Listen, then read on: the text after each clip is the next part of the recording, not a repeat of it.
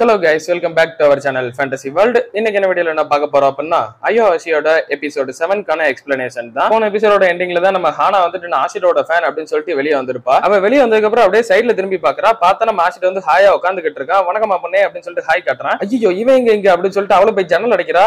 ஆமா உள்ள பேசின எதுவும் உனக்கு கேட்கல அப்படின்னு சொல்லிட்டு அவ கேட்கறா. எனக்கு இந்த லஞ்ச் கிடைக்குமா அப்படின்னு சொல்லிட்டு அவனே அந்த பாக்ஸை பார்த்து கேட்கறான். என்னது லஞ்சா? ஆமா நீ தானே எக்ஸ்ட்ரா வச்சிருக்கேன்னு சொன்ன அப்படின்னு சொல்லிட்டு அவனு சொல்றான். ஐயோ அப்ப உள்ள பேசின எல்லாத்தையும் நீ கேட்டு தொலைஞ்சிட்டியா அப்படின்னு சொல்லிட்டு அவளுக்கு புரியுது. இப்ப அப்படியே ரெண்டு பேரும் நடந்து போறாங்க. போகும்போது ஆஷிட்டும் கேக்குறான், எனக்கு இப்ப வர புரியல எதுக்கு என் மேல நீ இவ்வளவு அக்கறையா இருக்க அப்படின்னு சொல்லிட்டு கேக்குறான். அவ அதுக்கு எதுவுமே பேசாமே வர்றா. சரி சாரிமா நான் ஒன்னும் ஒட்டெல்லாம் கேட்கல, உங்க அண்ணன் ஏதோ பேசிக்கிட்டு இருந்தாரு, அவர் பேசிக்கிட்டு இருக்கும்போது ஓ சவுண்ட் ஏதோ கேட்டது, அந்நேரம் ஆஷிட்டும் வேற ஏதோ பேர் கேட்டதா, அதனால நான் கொஞ்சம் கேட்டு தொலைஞ்சிட்டேன் அப்படின்னு சொல்றா.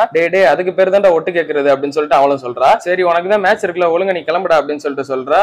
இல்ல நான் வந்துட்டு உனக்கு தேங்க்ஸ் சொல்லணும்னு சொல்லி தான் வந்தேன் அப்படின்னு ஆஷிட்டோ சொல்றான். அப்புறம் இன்னொன்னு நீ வந்துட்டு ரொம்பவே நல்ல பொண்ணு, இதைத்தான் நான் வந்து நெக்ஸ்ட் டைம் நம்ம பாக்குறப்ப உன்ட்ட சொல்லணும்னு சொல்லி நினைச்சேன் அப்படின்னு சொல்றான். அந்நேரம் டோகோஷியும் அந்த பக்கம் வர, இவங்க ரெண்டு பேர் பேசுறத அவன் ஒட்டு கேட்க ஆரம்பிக்கிறான். நான் எதுக்கு உன் மேல இவ்வளவு இன்ட்ரெஸ்டடா இருக்கேன்னு சொல்லி தெரிஞ்சுக்கணும் தானே நீ ஆசைப்படுற அப்படின்னு சொல்லிட்டு ஹானா சொல்றா. உன்னோட கேம் ஸ்டைல பாக்குறப்ப எனக்கு தெரிஞ்ச ஒருத்தரை பார்த்த மாதிரியே இருந்தது, அதுவும் எனக்கு அவர் ரொம்பவே பிடிச்ச ஒருத்தர். உன்னோட கேம் பிளே பாக்குறப்ப நான் அவர் விளையாடுற மாதிரியே எப்படி மிந்தி பார்த்தேனோ அதே மாதிரி செம்ம கியூரியஸோட பாத்துக்கிட்டு இருக்கேன் அப்படின்ட்டு ஹானா சொல்றா. அப்படி பேசிக்கிட்டு இருக்கும்போதே ஹானா வந்துட்டு அவளோட லஞ்ச் பாக்ஸை பாக்குறா. பார்த்தா அதுல ஒண்ணு கூட இல்ல, எல்லா சாப்பாடு காலியா போச்சு. டே எங்கடா இருந்த சாப்பாடா? அதை நான் எல்லாம் சாப்பிட்டேன் அப்படின்னு சொல்லிட்டு ஆசிட்டு சொல்றான். டே உனக்கு இன்னும் கொஞ்ச நேரத்துல மேட்ச் இருக்குல்லடா, உனக்கு வெறும் ஒண்ணு தானே எடுத்துக்க சொன்னேன் அப்படின்னு சொல்லிட்டு அவன்கிட்ட சண்டைக்கு போய்கிட்டு இருக்கா. நீ ப்ரோ ஆகணும் அப்படின்னா உன்னோட ஹெல்த் நீ தான்டா பாத்துக்கணும் அப்படின்னு சொல்லிட்டு கோச்சுக்கிட்டே திரும்பி போயிடுறா. டோகோஷியும் அப்படியே ஆசிட்டோ கிட்ட வந்து குத்த வச்சுக்கிட்டு டே என்னடா அந்த பொண்ணுக்கு பிரச்சனை, பார்க்கவே இவ்வளவு ஸ்கேரியா இருக்கா அப்படின்னு சொல்லிட்டு சொல்றான். இப்ப மேட்ச் ஸ்டார்ட் ஆக போற கோட்டை காட்டுறாங்க. 30 மினிட்ஸ் மேட்ச் தான் 7-on-7 விளையாட போறாங்க. நோசுமியும் சொல்றாரு, ஆல்ரெடி ஃபுகுட் அவங்க கிட்ட சொல்லிருப்பாரு இல்லையா, நல்லா லேண்டிங் அப்படின்னா இமீடியட்டாவே நீங்க ஏடிஎம்க்கு போயிருவீங்க அதேதான் அப்படின்ட்டு அவரு சொல்றாரு. அண்ட் நான் சொல்லி கொடுத்த டாக்டிக்ஸ் எல்லாம் ஞாபகம் இருக்குல்ல, ஒரு டீமுக்கு என்னென்ன டாக்டிக்ஸ் சொன்னீங்களோ அதே மாதிரி தான் விளையாடணும், அது போக உங்களோட இண்டிவிஜுவல் டாக்டிக்ஸ் நீங்க அதுல காட்டிக்கோங்க அப்படின்னு சொல்றாரு. ஆசிட் வந்துட்டு நோசுமி சொன்னதே நினைச்சு பாக்குறான். அவன் ப்ரோ ஆகிறதுக்கான சான்ஸே இல்ல அப்படின்னு சொல்லியிருப்பாரு இல்லையா, அதை நினைச்சுக்கிட்டு அவன் கையை முறுக்கிட்டு நிக்கிறான். நான் விளையாடுறதுக்கு முன்னாடியே நீங்க என்ன ஜட்ஜ் பண்ணதை நான் கண்டிப்பா ஏத்துக்கவே மாட்டேன், நீங்க சொன்னது தப்புன்னு சொல்லிட்டு நான் கம்ப்ளீட்டா ப்ரூஃப் பண்ணி காட்டுறேன் அப்படின்னு நிக்கிறான். ஆசிட்டோ இப்ப ஃபுல் ஃபார்மோட ஏடிஎம் குள்ள போற டிக்கெட் எனக்கு தான்டா அப்படின்னு சொல்லிட்டு கேம் குள்ள இறங்குறான். ஆசிட்டோ கேம் குள்ள போன உடனே நான் ஸ்கோர் பண்ணணும் அப்படின்ட்டு செம்ம ஃபாஸ்டா ஓடிக்கிட்டு இருக்கான். யூமா கிட்ட தான் பால் இருக்குது. டே யூமா பால் எனக்கு பாஸ் பண்றா அப்படின்னு சொல்லிட்டு கேட்டுக்கிட்டு இருக்கான். ஆனா டாச்சிபான குறுக்கால வந்து யூமா கிட்ட இருந்து பால புடுங்க பாக்குறான். இருந்தாலும் யூமா எப்படியோ தரதாவே இல்ல. கூரடா வந்துட்டு எனக்கு பாஸ் பண்றான்னு கேட்க ஆசிட் வந்துட்டு இல்ல எனக்கு பாஸ் பண்றா அப்படின்னு சொல்லிட்டு கேட்க யூமா வந்துட்டு எப்படியோ கூரடாக்கே பாஸ் பண்ணி விட்டுறான். ஆனா கூரடாவை அங்க இருந்து தள்ளி விட்டுட்டு டோகோஷி கரெக்டா பால வாங்கி அங்க இருந்து அவ்வளவு தூரத்துக்கு ஸ்ட்ரைட்டா ஒரு கிக் பண்றான். ஜஸ்ட் ஒரு மைனியூட்டான கேப்ல பால் கோல்குள்ள போகாம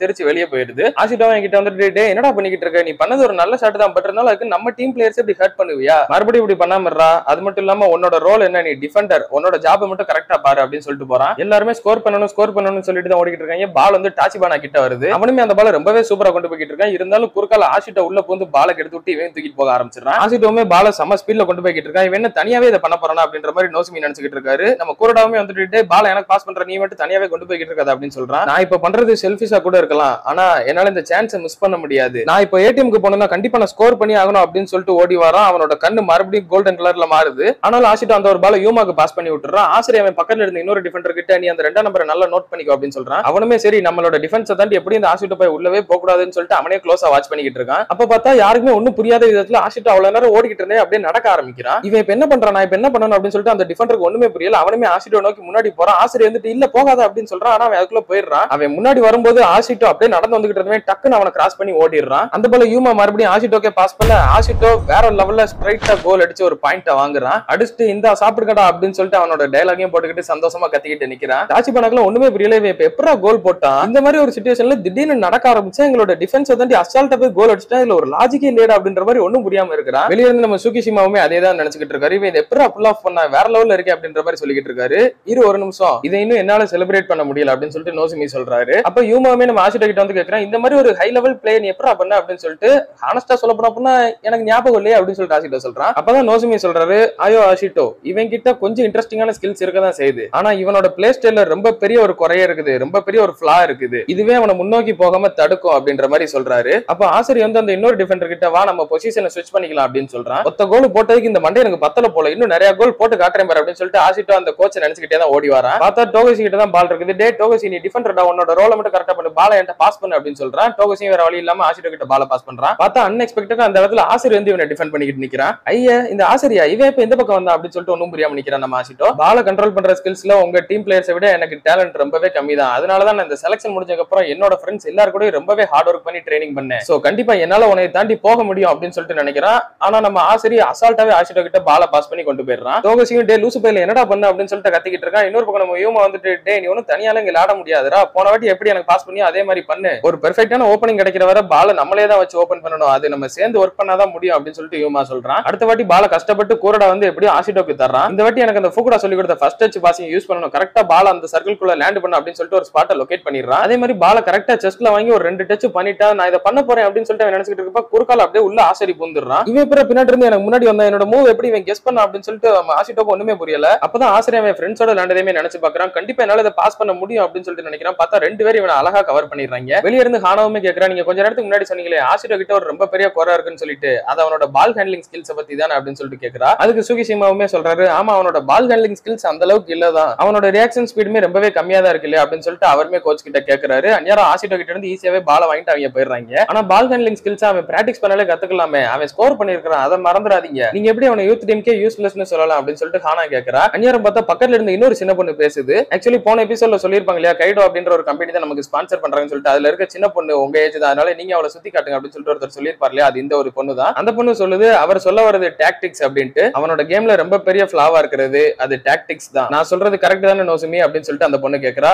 ஆமா அப்சல்யூட்லி கரெக்ட் அப்படின்னு சொல்லிட்டு அவரை சொல்றாரு. அடுத்து ஒரு பால் ஆசரி மறுபடியும் ஆஷிடோ கிட்ட இருந்து ஈஸியாவே பிடிக்கிட்டு போயிடுறான். எனக்கு என்னடா ஆச்சு, என்னால ஒரு பாஸ் கூட எதுவும் பண்ண முடியல அப்படின்னு சொல்லிட்டு ஆஷிடோக்கு செம கடுப்பாகுது. சரி நீங்க இப்படி டாக்டிக்ஸ் பத்தி பேசினா நீங்க கேம்குள்ள போறதுக்கு முன்னாடி 2 டீமுக்கு என்ன இன்ஸ்ட்ரக்ஷன் சொல்லி அனுப்புறீங்க அப்படின்னு சொல்லிட்டு நம்ம ஹானா கோச் கிட்ட கேட்கறா. வெல் அவர் வந்துட்டு பிளாக் டீமை அட்டாக் பண்ண சொன்னாரு, ரெட் டீமை டிஃபெண்ட் பண்ண சொன்னாரு அப்படின்னு சொல்லிட்டு நம்ம சுகிஷிமா சொல்றாரு. அப்படின்னா பாருங்க இதுலயே ஒரு தெளிவு இல்ல, டாக்டிக்ஸ்ன்றது அந்த மேனேஜர் கரெக்டா கொடுக்க வேண்டிய ஒண்ணு, எப்படி ஒருத்தர் பிளே பண்ணணும் எப்படி ஒருத்தர் கவுண்டர் அட்டாக் பண்ணணும்ன்றதே மேனேஜர் தானே சொல்லணும், அவங்க கிட்ட அந்த மாதிரி எந்த ஒரு இன்ஸ்ட்ரக்ஷனுமே கொடுக்கல, அப்படி இருந்தாலுமே அவன் ஸ்கோர் பண்ணிருக்கான்ல, ஐ திங்க் அவன் அமேசிங்கா தான் விளையாண்டுகிட்டு இருக்கான் அப்படின்னு சொல்லிட்டு ஹானா சொல்றா. ஆனா நாங்க இங்க அதை ரெஃபர் பண்ணல அப்படின்னு சொல்லிட்டு கைடோ சொல்றா. அந்நேரம் நோசுமியுமே சொல்றாரு, நாங்க ஒண்ணு இங்க டீம் டாக்டிக்ஸ் பத்தி பேசல, நாங்க இப்ப பேசிக்கிட்டு இருக்கிறது இண்டிவிஜுவல் டாக்டிக்ஸ் அப்படின்ட்டு நோசுமி சொல்றாரு. இப்போ உள்ள விளையாண்டுகிட்டு இருக்கும்போது கூரடா வந்துட்டு டோகோஷி அப்படின்னு சொல்லிட்டு அவன கையில இன்ஸ்ட்ரக்ஷன் கொடுக்குறான். இவன் எனக்கு ஆர்டர் போடுறானா அப்படின்னு சொல்லிட்டு பரவாயில்ல இருக்கட்டும் அப்படின்னு அவனும் ஓடி போறான். கூரடா ஒரு பிளான் பண்ணி அவன் கிக் பண்றான், அந்த பால ஆஷிடோ உள்ள பூந்துடுறான். கூரடா வந்துட்டு பால நிறுத்திலாடு அப்படின்னு சொல்லிட்டு சொல்றான். அந்த நேரத்துல ஆஷிடோக்கு அது ஒண்ணுமே புரியல, என்னது என்ன அர்த்தம் இது அப்படின்னு சொல்லிட்டு அவன் பால வாங்குறப்ப இந்த மாதிரி சொன்னதுனால அவனுக்கு ஒண்ணுமே புரியல. ஆசிரி ஈஸியா மறுபடியும் அவன் பால வாங்கிட்டு போயிடுறான். யூமாவுமே ஆஷிடோவை பார்த்து எதுவுமே பேசாம போயிடுறான். நேரம் கூரடா ஆஷிடோ கிட்ட வந்து பேசுறான், டேய் நான் உன்னை நிறுத்திலாடுன்னு தானே சொன்னேன், அப்படின்னா பால வச்சிருக்கணும்னு சொல்லி தான் அர்த்தம், நீ எதுக்கு அட்டாக்கிங் பண்ண போன அப்படின்னு சொல்லிட்டு கேட்கறான். ஓ அப்படி சொன்னியா நீ, எனக்கு நீ சொல்ல வந்து ஒன்னும் புரியல சாரிப்பா அப்படின்னு சொல்லிட்டு அவனு சொல்றான். நாங்க இப்ப ட்ரை பண்ணது என்ன டைப் ஆஃப் பாஸ்ன்னு சொல்லி உனக்கு எந்த வித ஐடியாவுமே கிடையாதுல்ல, நீ எங்களோட பொசிஷனிங்கையும் எங்களோட பாத்தையும் பாத்திருந்த அப்படின்னா உனக்கு இது புரிஞ்சிருக்கும், நீ எங்களோட இன்டென்ஷனை சுத்தமா கெஸ் பண்ணவே இல்ல அப்படின்னு சொல்லிட்டு அவன் சொல்றான். இவங்களோட இன்டென்ஷனா இவங்களோட பொசிஷனா